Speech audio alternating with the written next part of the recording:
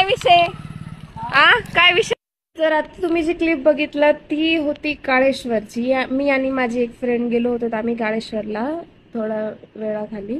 तर तिथं हे दोन पोरं जे होते ना ते सतत मागून 3-4 चक्कर मारले त्यांनी आणि विचारत होते की तुझा नंबर दे तुझा नंबर दे। मला झालं, मग तिला माझ्या फ्रेंडला झालं की थांबत विचारत होती की तुझा नंबर दे तुझा नंबर दे। ही एकदम घाणेरडी गोष्ट आहे जी की जर एखादी मुलगी किंवा लेडीज जेवढा पण आहेत त्या जर मंदिरात येत असतील आणि तिथं जर त्यांच्या सोबत अशी गोष्ट होत असेल तर is it fair or not हे तुम्हीच मला सांगा। तिथं मी जेवढं माझ्यानं झालं तेवढे मी क्लिप घेतले, पण तुम्ही ते बघू शकता। मी तुम्हाला क्लिप ऍड करते ती पुढं, त्याच्यावर जे कुणाला जी स्टेप घ्यायची ती घ्यावी आणि प्लीज त्याच्यावर काहीतरी स्टेप घ्या हे माझं विनंती आहे।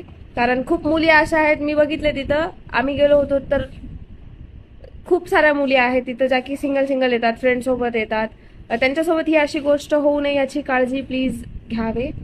आणि असं जर खूप लोकांचं म्हणणं असतं की तुम्ही गेल्याच कशाला, आता ते मंदिर आहे ठीक आहे, तिथे अशा गोष्टी होऊ लागले तर तुम्ही ती क्लिप बघा पहिले, मग तुम्हाला समजून जाईल मी हे एवढं सगळं का बोलायला। देखो अभी पीछे काय रे काय विषय काय विषय काय हे देखो गाइस।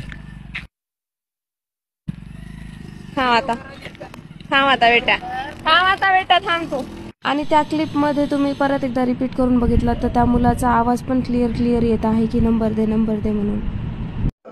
माझं नाव लक्ष्मीकांत नारायण जळगे, मी राहणार चोपळा नांदेड।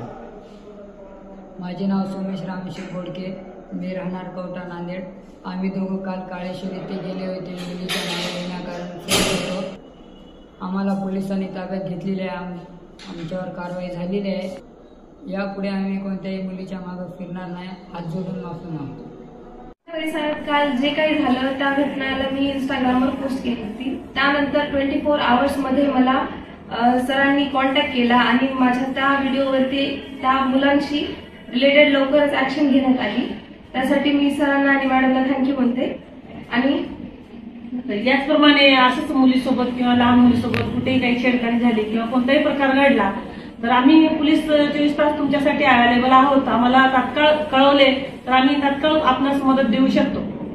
जर कुणाला अशी एखाद्या ठिकाणावर जर अडचण वाटत असेल तर तात्काळ आपण 112 या फ्री नंबरवर आपण फोन करू शकता। 5 मिनिटांमध्ये पोलीस मदत त्यामध्ये आपल्याला येऊन जाईल।